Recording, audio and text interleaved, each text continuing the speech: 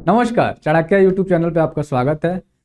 हम सभी अभी ज्योग्राफी में जियोग्राफिक डिवीजन ऑफ इंडिया समझ रहे हैं और इस कड़ी में मैं ऑलरेडी आपसे हिमालय, पेनिनसुला, इसके अलावा गैंगेटिक प्लेन डिस्कस कर चुका हूँ। इस लेक्चर में हम तेजी से आइलैंड ग्रुप और कोस्टल प्लेन्स और जो इंडियन डेजर्ट है, जो वेस्टर्न इंडियन डेजर्ट है, उसको समझ करके को समाप्त करेंगे। तो चलिए सेशन को स्टार्ट करते हैं। सबसे पहले अगर आप देखिए इंडियन डेजर्ट की जो बात की जाए तो इसको थार डेजर्ट भी बोलते हैं, ठीक है। और ये नॉर्थ वेस्टर्न पार्ट में लाई करता है। ऑलमोस्ट आप देखिए 2 लाख स्क्वायर किलोमीटर का इसका एरिया है, ठीक है। और यह जो है एक नेचुरल बाउंड्री क्रिएट करता है आपका पाकिस्तान और इंडिया के बीच में, ठीक है।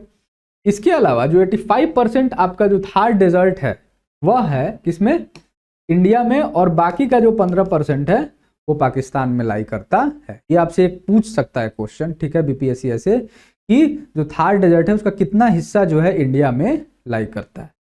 इसके अलावा इंडिया का ऑलमोस्ट 4.56% एरिया जो है वह थार डेजर्ट में आता है, ठीक है। थार डेजर्ट मतलब इतना कॉन्स्टिट्यूट करता है। इसके अलावा जो ग्रेट इंडियन डेजर्ट है वो पाया किधर जाता है भाई, अरावली हिल्स, ठीक है, नॉर्थ ईस्ट में इसके लाई करेगा।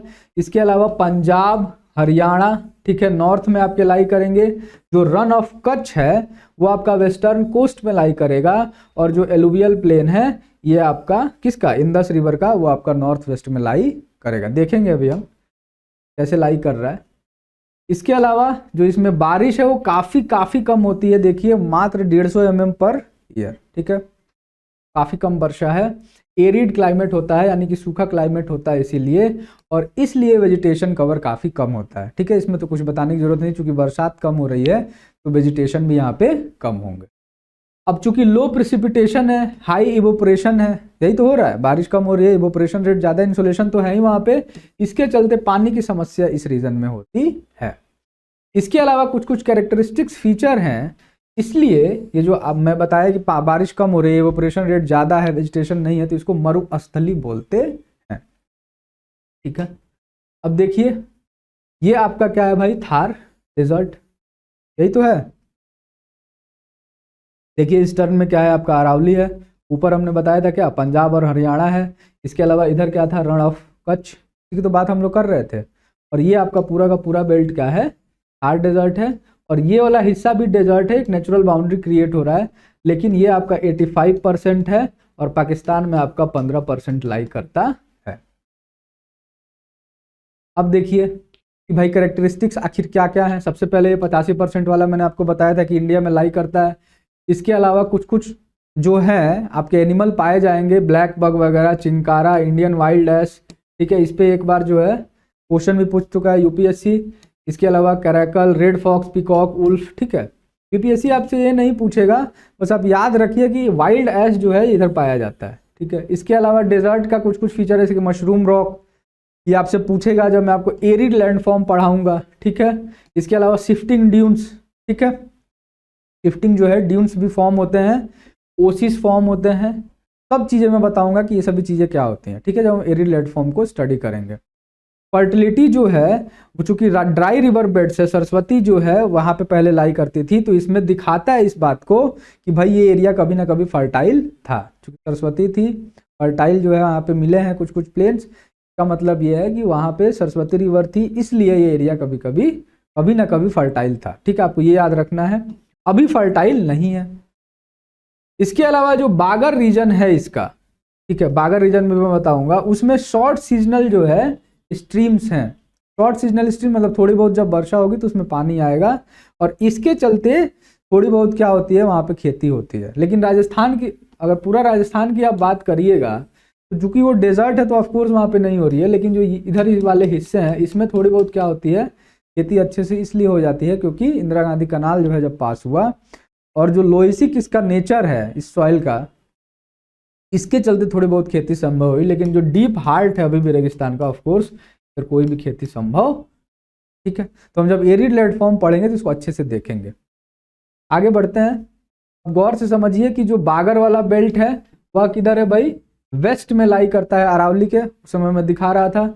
रिवर्स इसमें मेनली आपको पता है लूनी जो है एक बहुत ही बड़ी रिवर है जो कि इसमें मिलती है। और एफेमेरल, एफेमेरल का मतलब क्या है, सीजनल, ठीक है। इसमें हमेशा पानी नहीं होगा, कभी कभी इसमें पानी नहीं भी रहेगा, कभी कभी पानी तब होगा जब थोड़ी बहुत बरसात हो, ठीक है। लूनी अभी पूछ सकता है आपसे कहाँ से ओरिजिनेट करती है भाई, तो पुष्कर वैली, ठीक है। कहाँ पे, अरावली रेंज, वहां से आपकी राइज करेगी और यह थोड़ी देर चलने के बाद क्या हो जाती है आपको पता है, गायब हो जाती है रेगिस्तान में ही।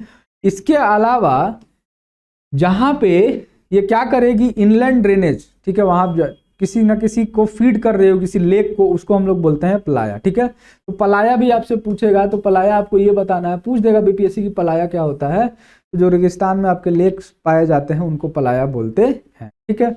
और ये जो लेक होंगे जनरली क्या होंगे, ब्रेकिश नेचर के होंगे, ठीक है। आपके क्या बोलते हैं, फ्रेश वाटर लेक्स नहीं होंगे। इसके अलावा ये जो डेजर्ट है, थार डेजर्ट, इसको वेल्दिएस्ट डेजर्ट बोलते हैं, ठीक है, सबसे अमीर डेजर्ट है। क्यों, क्योंकि इसमें जो है हम सबसे ज्यादा उल का प्रोडक्शन करते हैं। इसके अलावा इसमें जिप्सम वगैरह पाया जाएगा, केओलिन वगैरह पाया जाएगा, इसलिए ये बेल्ट क्या है, काफी वेल्दिएस्ट है। इसमें आप देख रहे हैं मिनरल भी है, इसके अलावा हम उल का भी प्रोडक्शन कर रहे हैं, तो अच्छा खासा पैसा ये जनरेट करता, ठीक है। तो ये सारे कैरेक्टरिस्टिक्स आपको थोड़े बहुत याद रखने हैं। लूनी रिवर आपको अच्छे से याद रखना है कि एफेमेरल रिवर आपसे पूछेगा, बड़ा ही सिंपल क्वेश्चन यही पूछा है, कैसा रिवर है, पेरेनियल है कि एफेमेरल है। इसके अलावा देखिए कि भाई कोस्टल प्लेन्स पे अब आते हैं, डेजर्ट अपना समाप्त हो गया। कि कोस्टल प्लेन्स जो है, पता है आप लोगों को कि इंडिया का जो कोस्ट है वो ऑलमोस्ट कितना है भाई, 7600 किलोमीटर के आसपास है, ठीक है। और जो स्ट्रेट और रेगुलर कोस्ट लाइन है, आप गौर से देखिए कि जो स्ट्रेट और रेगुलर कोस्ट लाइन है वो फॉल्टिंग के चलते, गोंडवाना लैंड का जब फॉल्टिंग हुआ था, मैं बताऊंगा जब थोड़े बहुत हम लोग प्लेट टेक्टोनिक्स वगैरह आगे पढ़ेंगे क्रिस्पली, उसमें कि भाई फॉल्टिंग कैसे हुआ गोंडवाना लैंड का, और उससे जो है आपका मेनली कोस्टल प्लेन्स का फॉर्मेशन हुआ, ठीक है। अब इसको मेनली हम दो भागों में डिवाइड करते हैं, एक ऑफकोर्स वेस्टर्न और दूसरा ईस्टर्न, ठीक है। तो देखते हैं सबसे पहले भाई कि ईस्टर्न कोस्टल प्लेन्स आखिर क्या है। तो सबसे पहले अगर ईस्टर्न कोस्टल प्लेन की बात की जाए तो ये इसमें क्या होगा भाई, ईस्टर्न घाट और बे ऑफ बंगाल के बीच में लाई करेगा ऑफकोर्स, गौर से समझो, यही तो है। फिर आपका ईस्टर्न घाट है और ये क्या है आपका बे ऑफ बंगाल है, और ये वाला जो हिस्सा है यही तो प्लेन वाला एरिया है। इसके बाद ये कह रहा है कि ये गंगा डेल्टा से लेकर के कन्याकुमारी तक जो है लाई करता है। यहाँ पे गंगा डेल्टा है और यहाँ पे कन्याकुमारी है, यहाँ तक ये क्या करेगा, लाई करेगा। इसके बाद ये कह रहा है कि यह ईस्ट कोस्ट जो है, चूंकि यहाँ पे इस बेल्ट में आप गौर से समझिए कि डेल्टा फॉर्मेशन काफी अच्छा होता है, जो भी रिवर वो आती है इधर वो अच्छा खासा बढ़िया डेल्टा बनाती हैं। और इसलिए क्यों, क्योंकि जो भी ईस्ट फ्लोइंग रिवर है इनके पास अच्छा सेडिमेंट होता है, गोदावरी हो गई, कृष्णा हो गई, कावेरी हो गई, और इसीलिए इस कोस्ट के अराउंड गौर से आप देखिए कि एक एक्सटेंसिव कह सकते हैं आपकी डेल्टा फॉर्मेशन हो रहा है, ठीक है। और इसका अलग अलग नाम भी है, जैसे कि उड़ीसा में इसको उत्कल कोस्ट बोलते हैं, ठीक है। यह आपसे बीपीएससी अभी पूछेगा कि भाई उड़ीसा वाले को क्या बोलते हैं, कोरोमंडल कोस्ट या पायान घाट जो है आंध्र प्रदेश और तमिलनाडु के साइड बोलेंगे, ठीक है। तो आपको ये अच्छे से याद रखना है, ठीक है। इसमें एकदम फिक्स क्वेश्चन कभी कभी बनता है कि भाई कोरोमंडल कोस्ट जो है वो किसके अराउंड पूछेगा, या फिर उत्कल कोस्ट जो है वो किस स्टेट के आसपास लाई करेगा, ठीक है। तो ये आपको याद रखना है इसमें। इसके अलावा गौर से समझिए कि इसको बोलते हैं कोस्ट लाइन ऑफ इमरजेंस, ठीक है। इमरजेंस का मतलब कोस्ट लाइन जो है इमर्ज हो रहा है। मैं समझाता हूं इसको कि भाई कोई नदी है मान लीजिए आप, और यहाँ पे सेडिमेंटेशन क्या हो रहा है, कॉन्टिन्यूअस हो रहा है, तो एक तरह से ये कोस्ट आपको लगेगा कि इमर्ज किया इस सेडिमेंटेशन के चलते, ठीक है। तो इसलिए बोल रहा है कि भाई कोस्ट लाइन ऑफ इमरजेंस जो है तब फॉर्म होते हैं जब या तो लैंड अपलिफ्ट होगा या सी लेवल जो है वो नीचे जाएगा। दो ही केस होते हैं, या तो लैंड जो है वो ऊपर आ जाए या सी लेवल जो है क्या हो जाए, नीचे हो जाए। और सबमर्जेंस में क्या होता है कि लैंड नीचे चला जाए। आप समझ रहे हैं बात, यही तो केस हो सकता है कि लैंड जो है वो आपका नीचे चला जाए। इसमें क्या हो रहा है कि लैंड जो है ऊपर जा रहा है, ठीक है, और सी लेवल इन केस ऊपर गया। तो दोनों ही केस में क्या मतलब, आप गौर से समझिए कि अगर हम इमरजेंस की बात कर रहे हैं तो ऊपर लैंड आएगा, ठीक है, ये आपको ध्यान में रखना है। और अगर सबमर्जेंस की बात कर रहे हैं तो लैंड नीचे चला जाएगा। तो इस केस में जो आप ईस्टर्न कोस्ट की बात कर रहे हैं कि इमरजेंट नेचर है, मतलब ऐसा लगेगा कि लैंड थोड़ा सा ऊपर आया हुआ है, इसके चलते कोस्ट फॉर्म हो रहा है, ठीक है, कि इसमें अपलिफ्टमेंट ऑफ लैंड हुआ या लोअरिंग ऑफ सी लेवल हुआ। अब बात समझ रहे हैं, ये मान लो पहले लैंड है, ये लैंड ऊपर चला गया, इसके चलते हुआ, या जो सी लेवल है, मान लो यहाँ पे सी लेवल है, ये थोड़ा सा नीचे चला गया, तो ये सिनेरियो इमरजेंस का है, तो इसमें ये वाला रोल प्ले कर रहा है, ठीक है। तो इसमें जो ईस्टर्न कोस्ट की बात हो रही है, चूंकि इमरजेंट नेचर है, इसलिए इसमें पोर्ट और हार्बर जो है वो कम है। इसको गौर से समझो कि पोर्ट और हार्बर आखिर कम क्यों है। सबसे पहले अगर देखो, क्योंकि इसका नेचर कैसा है, इमरजेंट है, ठीक है, इसलिए ये वाला जो एरिया है इसका, जो आप देखिएगा, इस वाले एरिया को बोलते हैं, जो लैंड से सी के पास जस्ट होता है उसको बोलते हैं कॉन्टिनेंटल शेल्फ, ठीक है। तो ये जो कॉन्टिनेंटल शेल्फ है इसका काफी वाइड होता है, ठीक है, आपको ये ध्यान से समझने की जरूरत है। अभी हमको पोर्ट डेवलप करना है, तो पोर्ट वहां डेवलप हम करेंगे वैसी जगह पे जहां पे जो जहाज है उसके चलने का डेप्थ मिले। अगर पोर्ट आप कहीं भी डेवलप कर रहे हैं तो जहाज वहीं तक तो आ पाएगा जहां तक उसका ट्रेलिंग डेप्थ होगा, मतलब उसको अप्रोप्रिएट अमाउंट में एक वाटर इतना मिलेगा जिसमें कि वो ट्रेल कर पाएगा, चल पाएगा। अभी इस जगह पे ईस्टर्न कोस्ट पे यहाँ पे समझो कि नदियां लाला करके क्या कर रही हैं, मिट्टी डाल रही हैं, डेल्टा फॉर्मेशन हो रहा है। तो इस वाले बेल्ट में आप ध्यान से समझिए कि अगर कोई जहाज आ रहा है, ठीक है, तो इसको इस पर्टिकुलर एरिया में उतना डेप्थ नहीं मिल पाएगा, ये फंस जाएगा, क्योंकि यहाँ पे कंटिन्यूअसली क्या हुआ है, सॉइल डिपॉजिट हुआ है, डेल्टा फॉर्मेशन हुआ है, तो ये एरिया काफी वाइड है। तो अगर आप पोर्ट बनाने का सोच भी रहे हो तो मेन लैंड से काफी क्या होगा, दूर होगा, ठीक है, क्योंकि इमरजेंट नेचर का है। समझ में आ रही है बात। इसलिए इस एरिया में चूंकि कॉन्टिनेंटल शेल्फ वाइड है, और कॉन्टिनेंटल शेल्फ इसलिए वाइड है क्योंकि डेल्टा फॉर्मेशन हुआ है, यहाँ पे पोर्ट डेवलपमेंट की समस्या आती। तो ईस्टर्न कोस्ट पे बीपीएससी आपसे इतना घुस के नहीं पूछेगा, इमरजेंट कोस्ट पूछ सकता है कि क्या होता है बस, तो आपको बस ये बताना है कि लैंड अपलिफ्ट हुआ या सी लेवल नीचे गया, सिंपल आपसे यही पूछेगा। ये नहीं पूछेगा कि पोर्ट डेवलप क्यों नहीं हो पाया, लेकिन आप ये समझ लीजिए कि इसलिए हुआ क्योंकि कंटिनेंटल शेल्फ आपका वाइड है, और इसलिए वाइड है क्योंकि कंटिन्यूअसली यहाँ पे डेल्टा फॉर्मेशन हो रहा है, और ये चौड़ा हिस्सा है, इतने में आपका जहाज जो है नहीं आ सकता है, ठीक है। इसलिए आपको अगर पोर्ट प्लान भी करना है तो काफी दूर प्लान करना हो, ठीक है, मेनलैंड से, तो फिर कोई मतलब नहीं है, इसलिए डिफिकल्टी होती है। अभी जो कॉन्टिनेंटल शेल्फ है इस एरिया में यही समझाने की कोशिश कर रहा था कि 500 किलोमीटर क्या है, वाइड है, ठीक है, 500 किलोमीटर तक वाइड है सी में, और इसलिए डिफिकल्ट है कि भाई हम पोर्ट और हार्बर, आप समझिए इसको प्रैक्टिकली कि ये जो चौड़ाई है ये 500 किलोमीटर तक है, तो जहाज को चलने के लिए जो डेप्थ चाहिए वो 500 किलोमीटर तक नहीं मिल रहा है, तो आपको दूर कहीं लोकेट करना पड़ेगा, ठीक है। अब देखते हैं कि भाई वेस्टर्न कोस्टल प्लेन्स का क्या सीन है। सबसे पहले देखिए कि ये एक्सटेंड करते हैं गल्फ ऑफ कैम्बे, जिसको खंबत बोलते हैं, ठीक है, गुजरात में टू कन्याकुमारी तक, ठीक है, मतलब यहां से ले करके ये इधर मान लो कहीं कन्याकुमारी नीचे, और ये आपका क्या है, खंबत, ठीक है, यहां से यहां तक जो है ये आपका वेस्टर्न कोस्टल प्लेन लाई करेगा। इसको जो है हम फिर डिवीजन कर सकते हैं कि भाई कच्छ और काठियार किधर, गुजरात में। कोंकण कोस्ट देखिए गौर से, फिर पूछेगा आपसे महाराष्ट्र और गोवा में, ठीक है, गोवा महाराष्ट्र में, सॉरी, गोवा कोस्ट जो है थोड़ा नीचे, और मालाबार कोस्ट आपका किधर, कर्नाटका और केरला के आसपास जो है ये मिलेगा, ठीक है। इसमें कंफ्यूजन नहीं होना है। फिर से इसमें बीपीएससी आपसे पूछा है कोंकण कोस्ट किसके आसपास है, मालाबार कोस्ट जो है किसके आसपास, उसमें कोरोमंडल था, उत्कल था, ठीक है। अब जो रिवर फ्लो कर रही है इन प्लेन्स में वह डेल्टा नहीं बनाती हैं, जैसा कि मैं बता रहा था कि इधर वाली रिवर जितनी थी ईस्टर्न कोस्टल प्लेन्स में ये डेल्टा फॉर्मेशन कर रही थी, ये रिवर्स डेल्टा नहीं बनाती हैं, ये क्रीक्स बनाती हैं, कोप्स बनाती हैं, ईस्चुरी बनाती हैं। जब मैं ड्रेनेज सिस्टम पढ़ाऊंगा तो समझाऊंगा कि ईस्चुरी क्या होता है। अभी फिलहाल ये समझिए कि अगर कोई नदी यहाँ से निकली वेस्टर्न एरिया से और डायरेक्ट जाके समुद्र में मिल गई, उसके पास सेडिमेंट नहीं है, तो वहां पे ईस्चुरी फॉर्म होता है, ठीक है। स्पेशल टाइप का एक कह सकते हैं आप, ये क्या है, जोन है, जिसमें कि फ्रेश वाटर और सॉल्ट जो आपका सी वाटर है वो मिलता है, और एक अलग तरीके के उसमें स्पेशीज थ्राइव करते हैं, ठीक है। तो ये आपको याद रखना अच्छे से कि ईश्वरी जो है ये आपका फॉर्म होगा। क्रीक भी मैं बताऊंगा, सर क्रीक का आपने नाम सुना होगा, कोप्स बताऊंगा जब हम लैंडफॉर्म को डिस्कस करेंगे। मालाबार कोस्ट जो है इसका कुछ कुछ डिस्टिंग्विश्ड फीचर है, जिसमें कयाल्स होते हैं। कयाल्स मतलब बैक वाटर्स होते हैं। बैक वाटर्स वो होते हैं जो कि सी से जुड़े हुए, आप कह सकते हो छोटे छोटे लेक्स होते हैं, ऐसे पाए जाते हैं, और इनको फिशिंग, इनलैंड नेविगेशन, इन सभी के लिए यूज किया जाता है। ठीक है, बैक वाटर्स आपको याद रखना है। बीपीएससी आपसे पूछा है कयाल्स किधर पाए जाते हैं, तो ये मालाबार कोस्ट के आसपास पाए जाते हैं। ठीक है, आगे बढ़ते हैं। देखिए कि भाई जो वेस्टर्न कोस्टल प्लेन्स है, अभी मैं बता रहा था कि जो ईस्टर्न कोस्टल प्लेन थे वो इमर्जेंट नेचर के थे, जिसमें लैंड ऊपर आ रहा था, सी लेवल वाटर नीचे जा रहा था। ये सबमर्जेंस है, इसमें लैंड नीचे चला जाएगा। और ऐसा हुआ भी था कि पहले ये हिस्सा जो है, मैं एक बार आपको बता रहा था लेक्चर में कि ये उठा हुआ था, लेकिन एकदम से रिफ्टिंग हुई और ये हिस्सा नीचे जो है क्या हुआ, चला गया।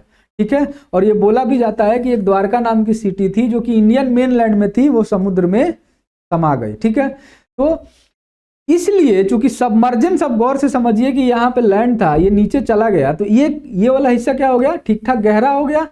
अब यहाँ पे चूंकि डेल्टा फॉर्मेशन नहीं हो रहा है, तो ये जो कॉन्टिनेंटल शेल्फ है ये काफी पतला हो गया। ठीक है, वहां वाइड था क्योंकि डेल्टा फॉर्मेशन हो रहा था, यहाँ पतला हो गया कि यहाँ कोई भी डेल्टा फॉर्मेशन नहीं हो रहा, और हिस्सा भी काफी गहरा है, इसलिए हम मेन लैंड के पास आराम से पोर्ट प्लान कर सकते हैं। ठीक है, और इसलिए वेस्टर्न कोस्ट में आप देखिएगा कि पोर्ट जो है बहुत सारे आपको मिलेंगे। ठीक है, कांडला हो गया, मझगांव हो गया, जेएलएन हो गया, बॉम्बे पोर्ट हो गया, मैंगलोर, कोच्चि, हर जगह आपको पोर्ट देखने को मिलेंगे, और काफी यहाँ पे आसान होता है पोर्ट डेवलप। ठीक है, ये बात समझ में आ रही है। और ये नेचुरल को पोर्ट आपको जनरली ज्यादा देखने को मिलेंगे, क्योंकि ऑफकोर्स नेचुरल क्या है, एक तरह से सिचुएशन क्रिएट हो रहा है पोर्ट बनाने का। ठीक है, अब देखिए कि भाई आइलैंड ग्रुप की ओर हम बढ़ रहे हैं तेजी से, कि आइलैंड ग्रुप क्या होते हैं। हमने अभी अभी जो है डेजर्ट देख लिया, कोस्टल प्लेन्स देख लिए। आइलैंड ग्रुप में ऑलमोस्ट इंडिया में 1382 जो है ऑफशोर आइडेंटिफाई आइलैंड्स हैं।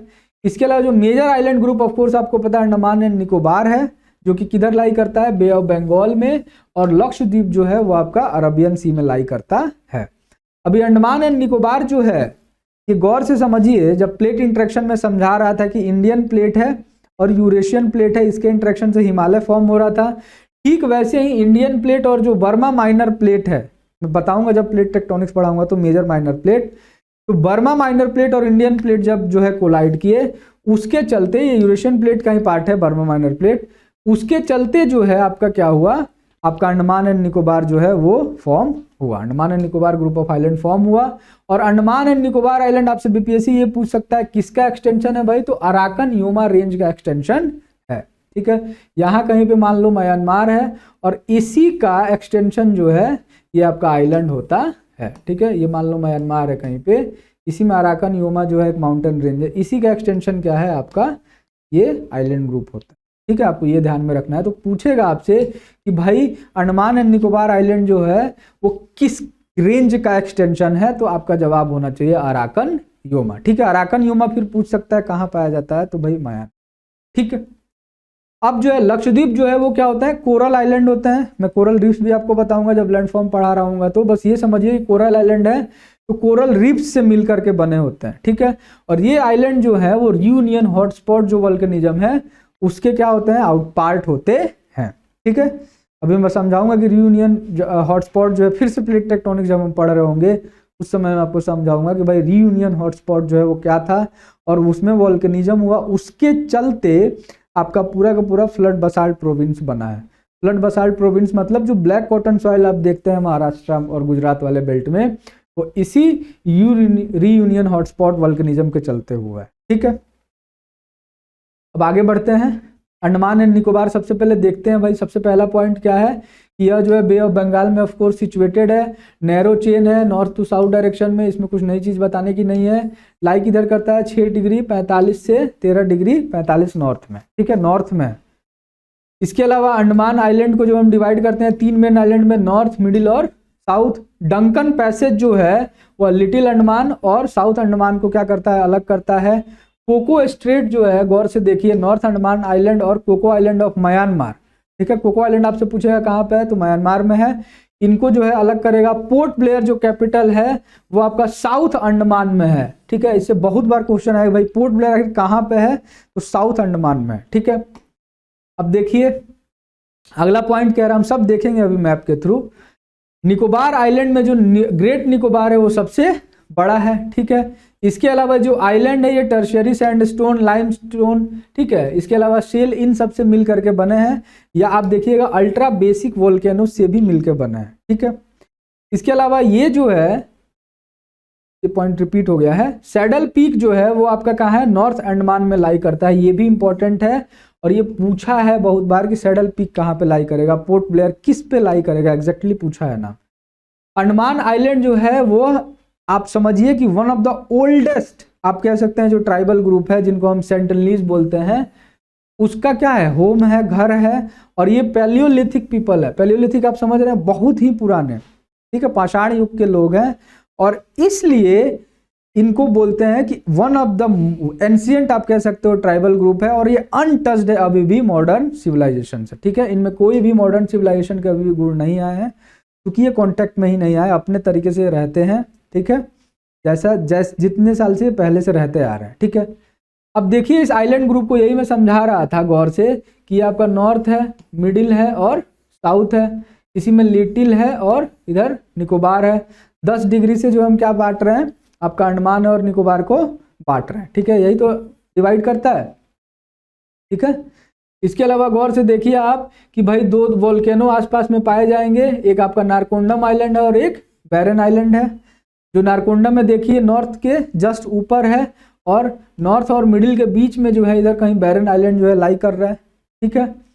इसके अलावा लगे हाथ तो ये भी देख लीजिए कि 9 डिग्री में आपका मिनिकोय और लक्षद्वीप जो है डिवाइड हो रहा है, और मिनिकोय और मालदीव्स जो है वो आपका 8 डिग्री चैनल से डिवाइड हो रहा है, ठीक है। तो आपको ये थोड़ी बहुत चीज़ें आपको याद करनी है। आगे बढ़ते हैं। अब इस जरा मैप को गौर से देखिए, आपका ये यहाँ पे दिखाई दे रहा है कि भाई सैडल पीक जो है, जो मैं बता रहा था कि नॉर्थ अंडमान में लाई करता है।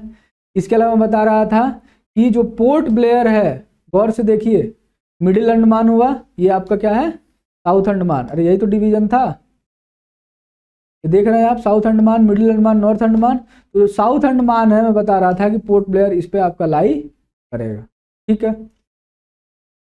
इसके बाद जो है एक और मैप है जिसको आपको ध्यान से देखना है।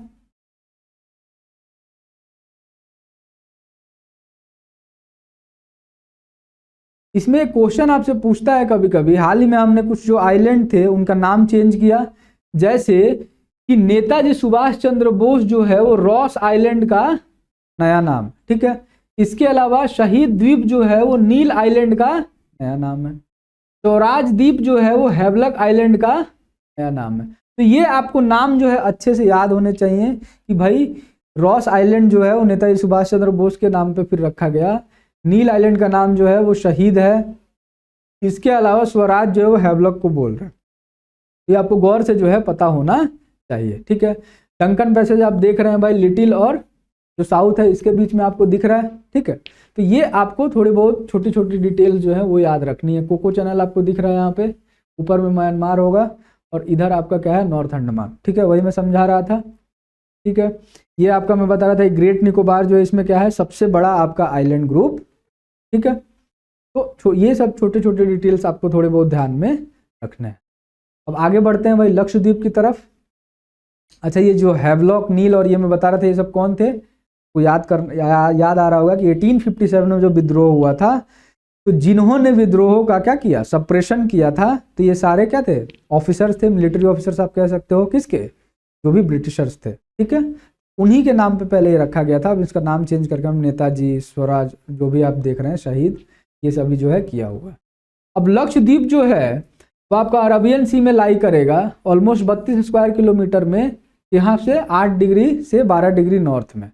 इसके मेन जो आपके आइलैंड ग्रुप कौन कौन से होंगे भाई, मिनिकोय, कावाराती, आगाती और अमनी। चूंकि ढेर सारे हैं लेकिन इसमें मेन जो है ये 4 हैं। लक्षद्वीप आइलैंड जो है ऑलमोस्ट 280 से 480 किलोमीटर दूरी तक है केरला कोस्ट से, ठीक है। तो केरला से काफ़ी पास है, ये आपको ध्यान में रखना है।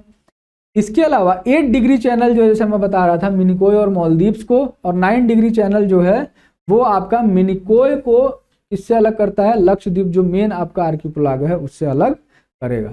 और लक्षद्वीप आप याद रखिए, क्वेश्चन में भी पूछ सकता है कि इसमें फॉरेस्ट होता है कि नहीं, तो इसमें कंप्लीट एब्सेंस ऑफ फॉरेस्ट होता है।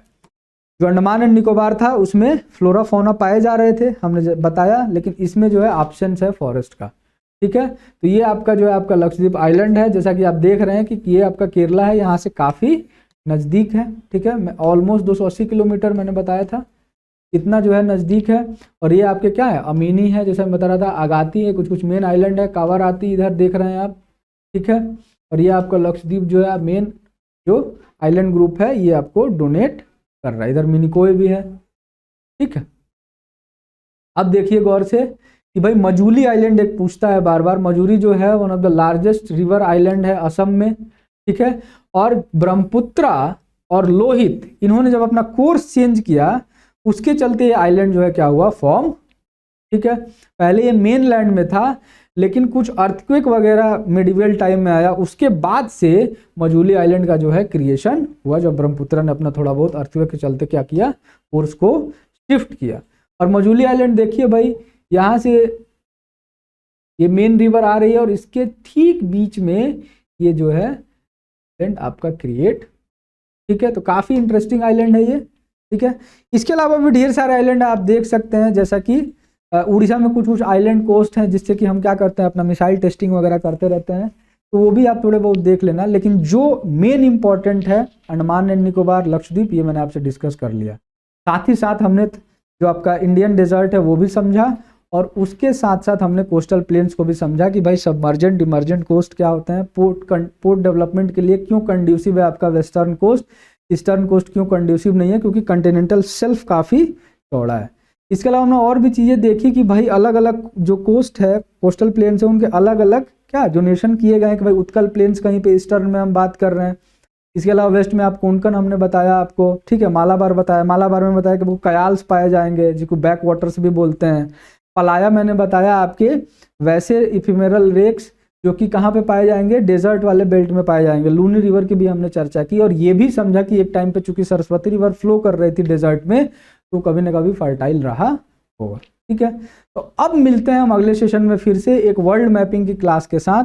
चूंकि लोकेशन बेस्ड ज्योग्राफी से काफ़ी क्वेश्चंस आ रहे हैं बीपीएससी में और पूछता ही है, तो हम जो है उसमें भी फिर कोशिश करेंगे ऑलमोस्ट जो भी आपका मैपिंग बेस्ड क्वेश्चन है वो सॉल्व हो जाए। और फिर मैं स्टार्ट करता हूँ जियोमॉर्फोलॉजी से, तेजी से मैं आपको बताता हूँ जो छोटे छोटे कॉन्सेप्ट आपको समझ में भी नहीं आ रहे होंगे। ठीक है, प्लेट टेक्टोनिक्स वगैरह वो मैं समझाऊंगा, और उतना ही समझाऊंगा जितना कि बीपीएससी प्री में आपसे पूछ सकता है, नाम वगैरह और थोड़ा बहुत कॉन्सेप्ट। चलिए मिलते हैं अगले सेशन में, तब तक के लिए जय हिंद, जय भारत।